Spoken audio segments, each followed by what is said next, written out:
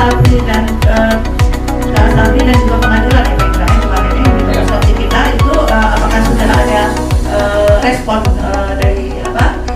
pihak terkait, karena kalau kita lihat apa yang disampaikan pada kesepakatan hari ini mereka mendukung sepenuhnya terkait data